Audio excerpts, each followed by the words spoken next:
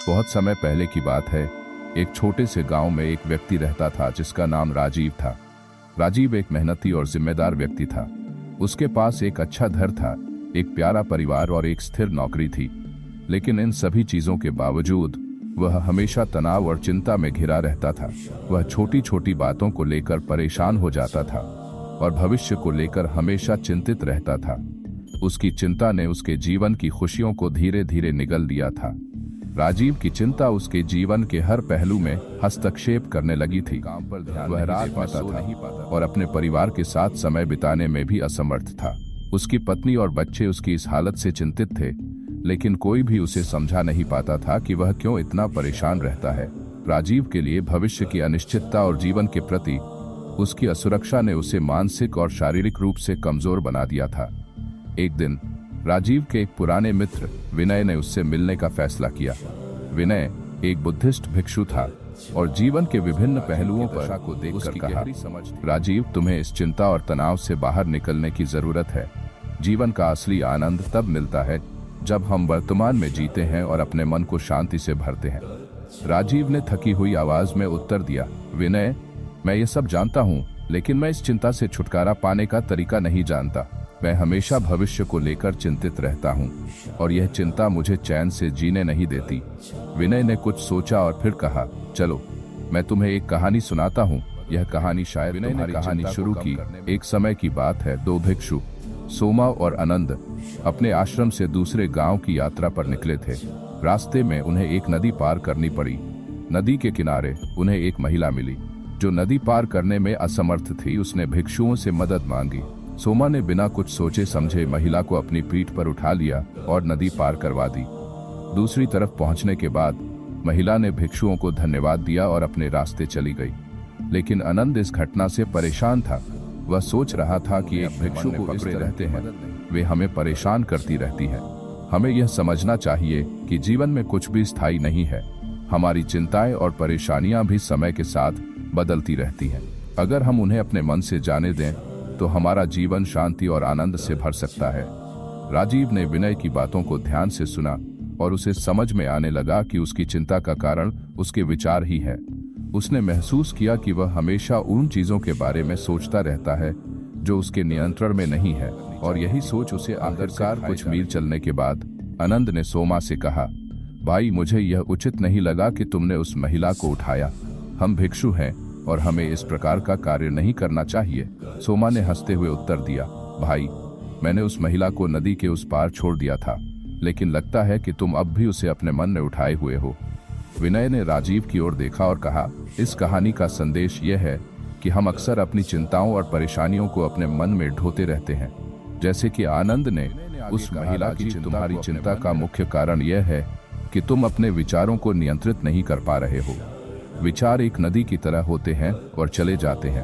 अगर तुम उन्हें पकड़ कर रखोगे तो वे तुम्हें डुबो देंगे, लेकिन अगर तुम उन्हें जाने दोगे तो तुम्हारा मन शांत हो जाएगा। राजीव ने सवाल किया, लेकिन मैं यह कैसे कर सकता हूँ? मेरा मन हमेशा कहा, इसका समाधान है ध्यान। जब तुम ध्यान करते हो तो तुम अपने विचारों को एक दर्शक की तरह देखते हो। तुम उन्हें आते जाते देखते हो, लेकिन उनमें उलझते नहीं हो। धीरे धीरे तुम्हारा मन शांत होने लगता है और तुम्हारी चिंता कम होने लगती है। ध्यान तुम्हें अपने वर्तमान में जीने का अभ्यास सिखाता है, और जब तुम वर्तमान में जीते हो तो तुम्हारा मन शांति से भर जाता है। विनय ने राजीव को ध्यान की एक सरल विधि सिखाई। उन्होंने कहा, तुम्हें बस एक शांत स्थान पर बैठना है, अपनी आंखें बंद करनी हैं और अपनी सांसों पर ध्यान केंद्रित करना है। जब तुम्हारे मन में कोई विचार आए तो उसे आने दो, लेकिन उसमें उलझो मत। उसे बस एक बादल की तरह गुजरने दो। धीरे धीरे तुम्हारा मन शांत हो जाएगा और तुम अपने भीतर की शांति को महसूस करोगे। राजीव ने विनय की सलाह का पालन किया और नियमित रूप से ध्यान करना शुरू किया। कुछ ही दिनों में उसने महसूस किया कि उसकी चिंता कम हो रही है। अब वह अपने विचारों को नियंत्रित कर पा रहा था और उन्हें अपने ऊपर हावी नहीं होने दे रहा था। उसकी नींद बेहतर होने लगी और वह दिन भर अधिक ऊर्जावान और खुश महसूस करने लगा। कुछ महीनों के अभ्यास के बाद राजीव ने महसूस किया कि उसकी चिंता और तनाव का स्तर काफी कम हो गया है। अब वह अपने भविष्य को लेकर चिंतित नहीं होता था, बल्कि वह अपने वर्तमान में जीने लगा था। ध्यान ने उसे यह सिखाया कि शांति और सुख हमारे अंदर ही होते हैं और उन्हें पाने के लिए हमें अपने मन को शांत और संतुलित रखना चाहिए। राजीव ने विनय को धन्यवाद दिया और कहा, तुम्हारी शिक्षाओं ने मेरे जीवन को बदल दिया है। अब मैं शांति और संतुलन के साथ जी सकता हूँ।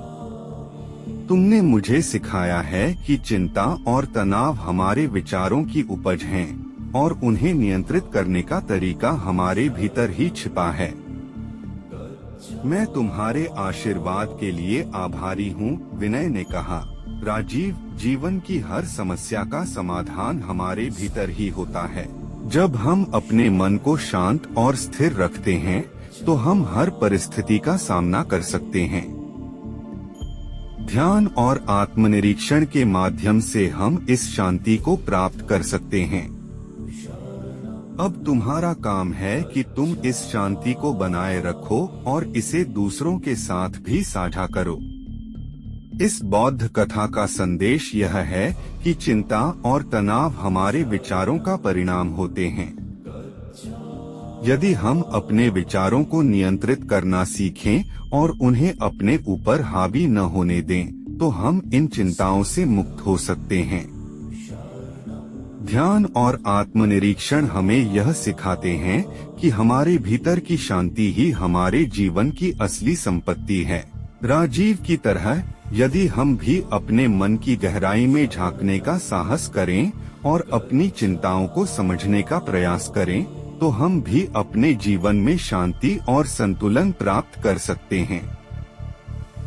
जीवन की यात्रा में मन की शांति सबसे बड़ी संपत्ति है और इसे पाने का मार्ग हमारे भीतर ही है।